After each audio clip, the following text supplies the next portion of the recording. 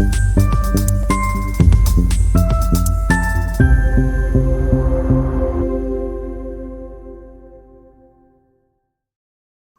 2025 mean लगन के व्यक्तियों के लिए कैसा रहेगा? अगर आपकी भी है जिज्ञासा इस बात में तो बने रहें मेरे साथ इस वीडियो में, क्योंकि मैं बताने जा रहा हूं कि मई 2025 मीन लगन वाले व्यक्तियों के लिए कौन से ग्रह रहेंगे शुभ और कौन से रहेंगे अशुभ। नमस्कार दोस्तों, मैं हूं डॉक्टर विवेक चोपड़ा और चर्चा शुरू करते हैं सबसे पहले हम सूर्य ग्रह से। सूर्य ग्रह मीन लगन के अंदर छठे भाव के स्वामी होते हैं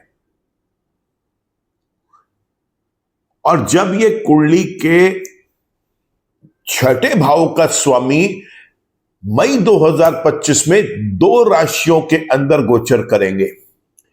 1 तारीख से 14 तारीख तक अपनी उच्च राशि में दूसरे भाव में मेष राशि में गोचर करेंगे और उसके बाद महीने के आखिर तक वृषभ राशि में गोचर कर जाएंगे संक्रांत के बाद। ऐसे में जो इसका गोचर मेष राशि में रहेगा वो रहेगा अशुभ। जो गोचर वृषभ राशि में होगा 14 तारीख से लेकर महीने के आखिर तक वो रहेगा बेहद शुभ। अब देखिए, जब ग्रह अशुभ होते हैं गोचर में तो ये आपकी ड्यूटी है कि आप उस ग्रह की नेगेटिविटीज को रिड्यूस करने के लिए कुछ उपाय करें। और सूर्य के उपाय तो सबसे सरल होते हैं दोस्तों। सूर्य को जल दे दें, सूर्य के मंत्र जप करें, संभव हो सके तो आदित्य हृदय स्तोत्रम का पाठ कर लें। देवी देवताओं के चरणों में गुड़ या कोई भी रसीला फल वहां जाकर अर्पित कर दें। किसी गरीब व्यक्ति को गेहूं गुड़ दान कर सकते हैं सामर्थ्य अनुसार, और रविवार वाले दिन भीगी हुई गेहूं में गुड़ मिलाकर गाय को खिला दें। केवल इतना करना ही काफी रहेगा।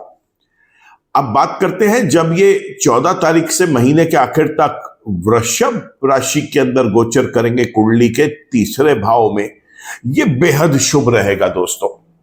अगर आप मीन लगन के हैं और आपकी महादशा, अंतरदशा, प्रत्यंतर दशा या सूक्ष्म दशाएं भी सूर्य की चल रही हैं तो आपको एक माणिक रत्न जरूर धारण कर लेना चाहिए।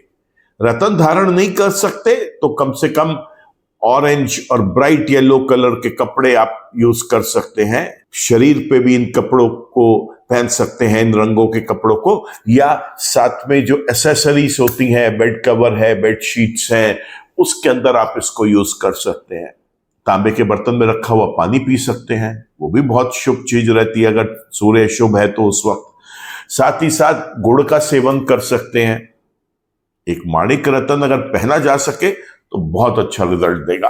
बात कर लेते हैं अब हम चंद्रमा की। चंद्रमा इस लगन वाले व्यक्ति के लिए एक बड़े इंपॉर्टेंट प्लेनेट 2 रीजन से है। एक तो पंचम भाव के स्वामी और दूसरा ये लगन ही जो है ये जल तत्व का है और चंद्रमा स्वयं अकेले जल तत्व के ग्रह हैं जो इस कुंडली वाले व्यक्ति के लिए लगन के मित्र हैं।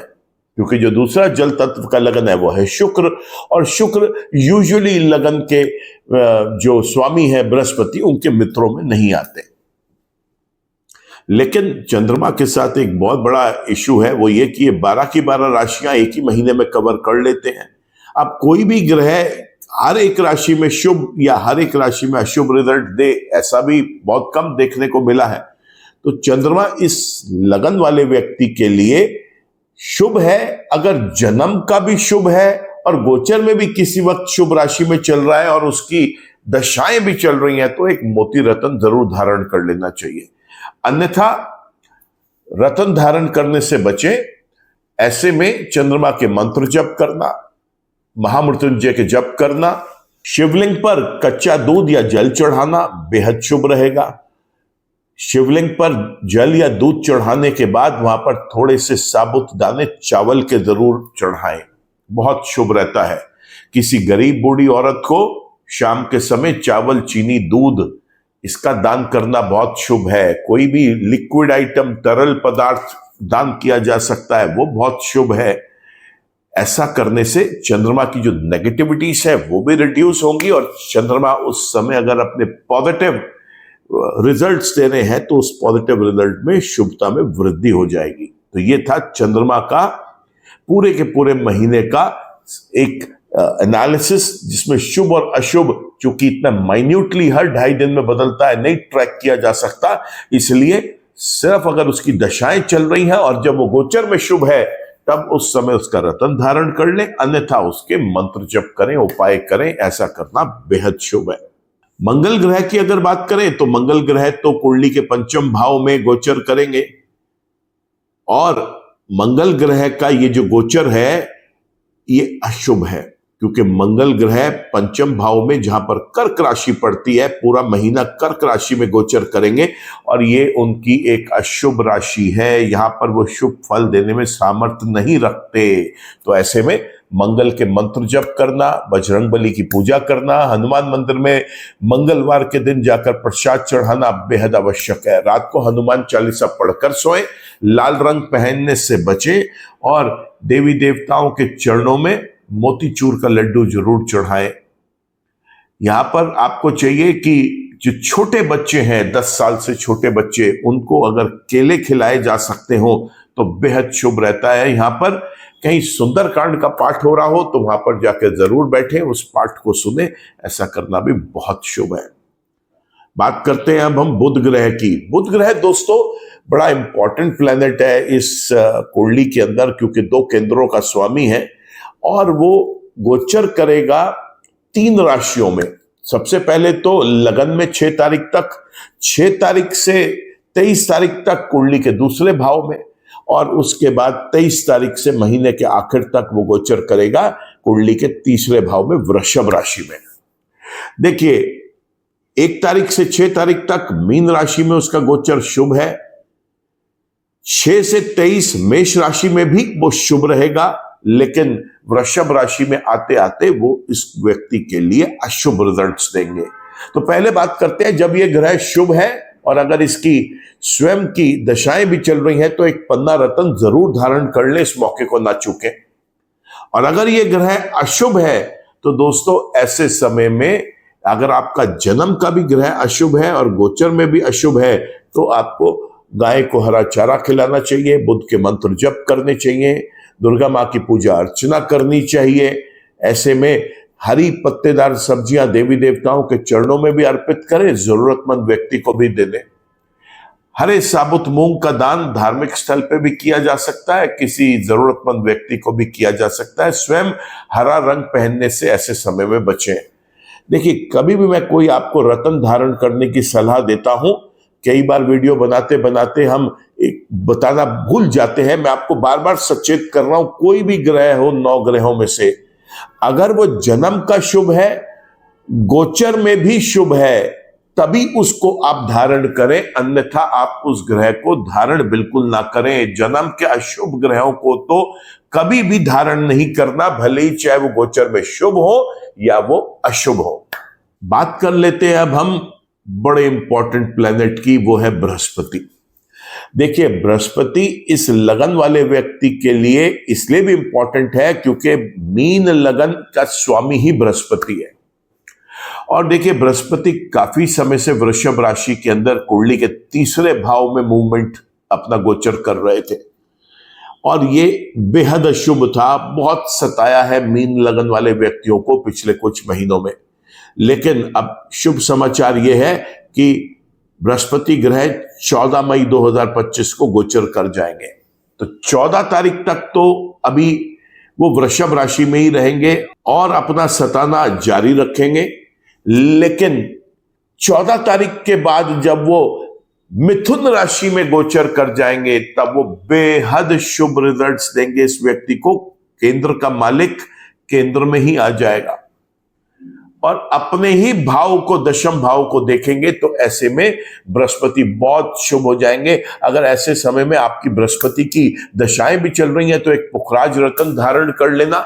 14 तारीख तक बृहस्पति के उपाय करना आवश्यक है। उसमें चने की दाल, बेसन का लड्डू आप धार्मिक स्थल पर देवी देवताओं के चरणों में अर्पित करें, केले के पेड़ की पूजा करें, बृहस्पति के मंत्र जप करें, केले के पेड़ के आगे एक दीपक जलाए देसी घी का, आटे का, साथ में थोड़े से चने की दाल अर्पित करें वहां पर, और एक हल्दी का टुकड़ा रख कर आए। इस तरीके से बृहस्पति 14 तारीख तक अपने नेगेटिविटीज को कम कर पाएगा। बात कर लेते हैं शुक्र ग्रह की। शुक्र ग्रह उच्च के चल रहे हैं, वो कुंडली के लगन में ही गोचर करेंगे पूरा का पूरा महीना और बेहद शुभ रिजल्ट्स देंगे दोस्तों। यहां पर शुक्र के शुभ रिजल्ट्स मिलेंगे लगन में बैठकर, और अगर इस व्यक्ति की, मीन लगन वाले व्यक्ति की शुक्र की दशाएं भी चल रही हैं तो एक हीरा रतन धारण कर ले, अन्यथा शुक्र के मंत्र जप करें, लक्ष्मी नारायण की पूजा करें। शनि ग्रह की बात करें, शनि ग्रह तो गोचर ही करेंगे लगन के अंदर। 29 मार्च 2025 को उनका गोचर हो गया था, जिसमें वो कुंभ राशि से, अपने स्वयं की राशि से अब मीन राशि में आ गए हैं। और एक अच्छी न्यूज यही है कि अब वो काफी समय तक इस व्यक्ति को शुभ रिजल्ट्स ही देंगे। तो मई 2025 में भी उनकी शुभता जारी रहेगी। मीन लगन के अंदर लगन भाव में ही बैठे होंगे, बेहद शुभ रिजल्ट देंगे। शनि की अगर दशाएं चल रही हैं तो एक नीलम रतन धारण किया जा सकता है, अन्यथा शनि देव की पूजा अर्चना करें, शनि के मंत्र जप करें, इतना ही करना काफी रहेगा। राहु की बात करें, मई 2025 बड़ा इंपॉर्टेंट महीना है क्योंकि काफी ग्रह इसके अंदर गोचर करेंगे, खासतौर से स्लो मूविंग प्लैनेट्स। ये उनका आखिरी गोचर होगा इस साल का। राहु और केतु ये दोनों वक्री चलते हैं और अभी ये गोचर कर रहे हैं। राहु चल रहे हैं मीन राशि के अंदर और केतु चल रहे हैं, जाहिर सी बात है, कन्या राशि में, क्योंकि ठीक सामने वाले घर में केतु होता है राहु से। 29 मई 2025 को राहु का गोचर होगा और ये मीन राशि से अब कुंभ राशि के अंदर गोचर कर जाएंगे। और दोस्तों, मैंने आपको बताया है कि कोई भी ग्रह हर भाव के अंदर शुभ रिजल्ट दे, ये जरूरी नहीं है।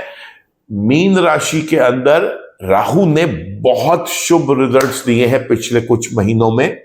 वो शुभता 1 तारीख से 29 मई तक भी देखने को मिलेगी, लेकिन अफसोस उसके बाद ये जिस राशि में गोचर करेंगे, कुंडली के 12वें भाव में, कुंभ राशि में, वहां पर बैठ के ये अपने शुभ रिजल्ट्स देने में सामर्थ नहीं रखेंगे।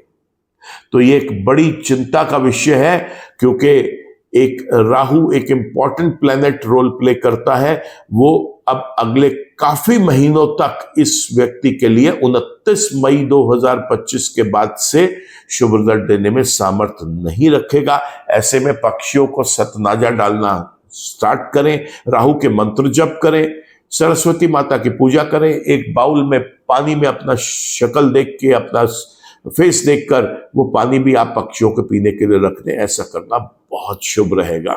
आखिर में बात कर लेते हैं अब हम केतु की। और केतु, मैंने आपको पहले से बताया है कि केतु अपने फल नहीं देता, जिसके राशि में बैठता है उसके फल देता है। तो केतु यहां पर 29 तारीख तक जो है वो बैठेंगे बुध की राशि में, कन्या राशि में, और उनके वो जो रिजल्ट्स हैं वहां पर बैठकर वो बुध जैसे ही मिलेंगे। तो बुध के रिजल्ट्स क्या थे? 1 तारीख से 6 तारीख तक शुभ, 6 तारीख से 23 तारीख तक शुभ, और 23 तारीख से 29 तारीख तक, जब तक इसका गोचर नहीं हो जाता तब तक वहां पर ये अशुभ रिजल्ट्स देंगे। तो केतु को भी वैसे ही रिजल्ट मिलेंगे। 1 तारीख से 23 तारीख तक शुभ है, 23 तारीख से 29 तारीख तक अशुभ है। बात करते हैं उसके बाद क्या होगा। तो उसके बाद ये कन्या राशि से सिंह राशि में गोचर कर जाएंगे और तब फल देंगे ये सूर्य के। और सूर्य जो है वो उस समय शुभ फल दे रहे होंगे। तो चूंकि सूर्य शुभ फल देंगे, इसलिए केतु के भी शुभ फल देखने को मिलेंगे इस महीने के आखिर 3 दिनों में गोचर होने के बाद। तो बात ये समझनी है कि जब केतु नेगेटिव है उस वक्त क्या किया जाए। वो पीरियड होगा 23 तारीख से 29 तारीख तक का। ऐसे में केतु के मंत्र जप करें, गणेश भगवान की पूजा अर्चना करें, किसी भी मंदिर में या किसी गरीब व्यक्ति को एक चितकबरा कंबल देकर आए। ऐसे में सड़क के आवारा कुत्तों को रात्रि के समय थोड़े से ब्रेड में दूध मिक्स करके खाने के लिए फुटपाथ पे रखें, बेहद शुभ रिजल्ट्स मिलेंगे। तो हमने यहां पर देखा मीन लगन वाले व्यक्तियों के लिए 9 ग्रह कौन से शुभ और कौन से अशुभ है, और अगर कोई ग्रह अशुभ है तो हमने उसके आपको छोटे उपाय भी बताए। सरल उपाय बताता हूं यहां पर, जो कि एक आम इंसान घर बैठे बैठे कर सके, क्योंकि दिनचर्या ही इतनी व्यस्त रहती है लोगों की कि बड़े उपाय करने का समय नहीं मिल पाता। दोस्तों, अगर ये वीडियो पसंद आया हो तो इस वीडियो को आप लाइक करें, कमेंट करें, शेयर करें। चैनल आपने सब्सक्राइब कर लिया है तो थैंक यू। अगर चैनल सब्सक्राइब नहीं कर पाए अभी तक तो चैनल को सब्सक्राइब कर लें, बेल आइकन को क्लिक कर लें, ताकि कोई भी नया अपलोड आता है तो उसका एक नोटिफिकेशन, एक अपडेट आप तक पहुंच सके। ईश्वर आप सबका भला करे। नमस्कार।